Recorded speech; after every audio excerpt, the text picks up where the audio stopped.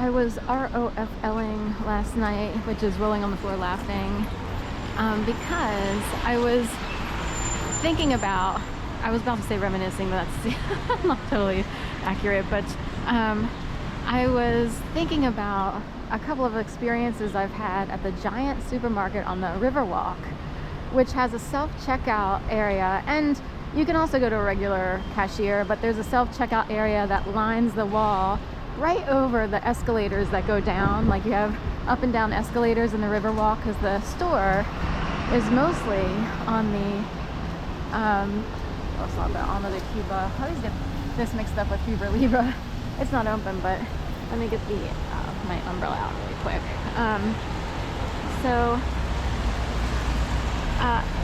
Anyway, the Riverwalk Giant at 23rd and Arch is really on the second floor of this edifice, or this building, if you will.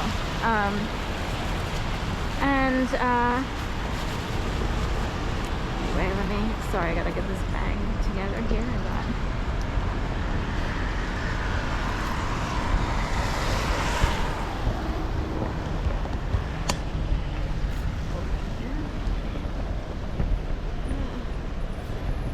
started raining all of a sudden more than normal, or more than it was when I first came out of that.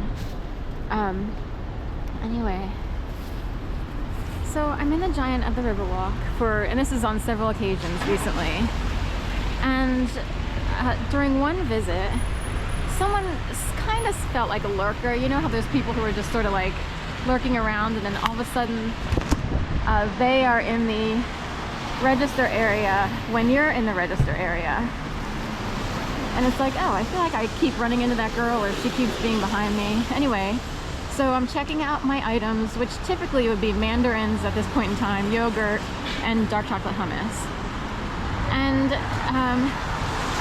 if you don't immediately place your items in the bagging area of the self-checkout registers, the roboted sound of the cash registers will say, place the, and then it'll list the item in the bagging area. So while I'm checking out, we have someone who was kind of following me-ish. That's sort of there's things that go on supermarkets, at least in cities, I don't know about elsewhere, and it can get weird. Different groups of people do this. I've been in different towns, and it's like, this is interesting. I have the granola, cult-minded, way beyond yoga group following me. In this city, we have different people. So anyway, I'm bringing out my things, and all of a sudden, blaring across the registers, it says, please place your white bread in the bagging area. Please place your white bread in the black bagging area. So I was like, that is too funny. So another one that came up was, please place your black plums in the bagging area. Please place your black plums in the bagging area. So I was like, then also I've heard, please place your bananas in the bagging area. Please place your bananas in the bag. And it keeps happening, and I'm like, this is weird. I thought of one. I was like, I should get crackers, and please place your premium crackers in the bagging area. So I started laughing last night about this idea, and like, what if it could be choreographed? We got to stand for this sign, because I saw a Coke one. I'm wondering how long it'll take. So I was like, what if it could be choreographed, and it became like a whole gay parade or whatever. I thought about this with those Segways, when the Segways came out, and everyone was on tour groups on those Segways. That I was like, that would be perfect for the gay parade, have everyone like orchestrated on Segways, just like swinging around on there. Share a Coke with your crew. Oh, Sarah, Riley, and David, they put names back on the Cokes. They did this back in 2013, 14, 15. I remember this because I know where I was, and I know who showed up with the Cokes, with the names. They never have Sharon on the Coke. It's too long of a name, and how many Sharons do you know drink Coke? Or partake of Coke? However you want to look at it. Let's see if they can do it, but now we have names again, and it's cycled back around. They did this 2013, 14, 15. Here it is again, 2025.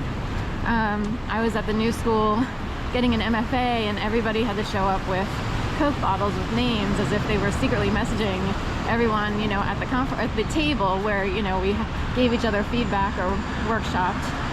you know, manuscripts or whatever, or you know, discussed books that we read. Please place your premium crackers in the bagging area.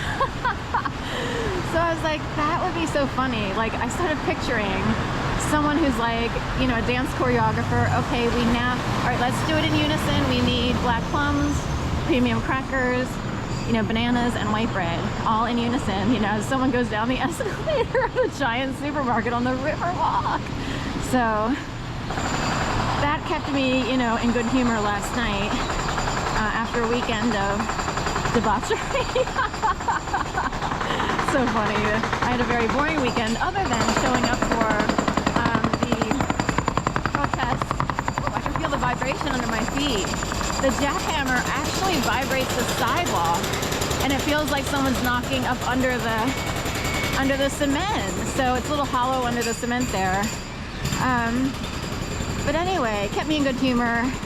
I came out just for the for the channel. I do care about protests and stuff. I used to protest ages ago. Back in 2004, United for Peace and Justice was my first protest ever. I was kind of nervous. I didn't really have a voice back then, and I learned how to have a voice, if you will. This was in New York. It was kind of abuse of power against the Bush administration. That was sort of the sign of the times back then. I think they prepped everything for Obama to win in retrospect, because in order for America to remain a democracy, you have to have people willing to take to the streets and show that we're a democracy. The issue is, who inspires people to take to the streets? Do we actually have, you know, asswites, you know, trying to be tyrannical rulers at the top? Or do they do it on purpose? It could go either way. They could keep people busy. We have all these peons down here busy protesting instead of learning how to make money. And not everybody can be a real estate mogul or whatever. So clearly, over the rainbow, the Wizard of Oz, along with Coke and people's names all over the labels. So those are the ads. Ads are relevant. They could be like a drug enforcement agency's way of talking to the universe, at least in Philly, because it's a huge drug town. Somewhere over the rainbow, way up high, there's a land that I need, on a lullaby. I forget the words. I used to be able to sing it a little bit better. I knew someone who sung it. I didn't really know them. We communicated through email, a yoga instructor from New York, who I communicated with just because I really appreciated stuff that this person put out. A trans person now, Miles Guerrero. And back when Miles was still technically a female, I guess, he, she, they sang somewhere, was it Somewhere Over the Rainbow? Way up high, there's a land that I dream of once in a lullaby. The thing is, I can't remember all the lyrics or the melody right now, and I'm walking, so it becomes a thing of being kind of unable to breathe smoothly and sing at the same time. But she did such a good job, and in a way, she made me feel better. I was being slaughtered on the streets here in Philadelphia because I was harassed so badly, and there were very bizarre things going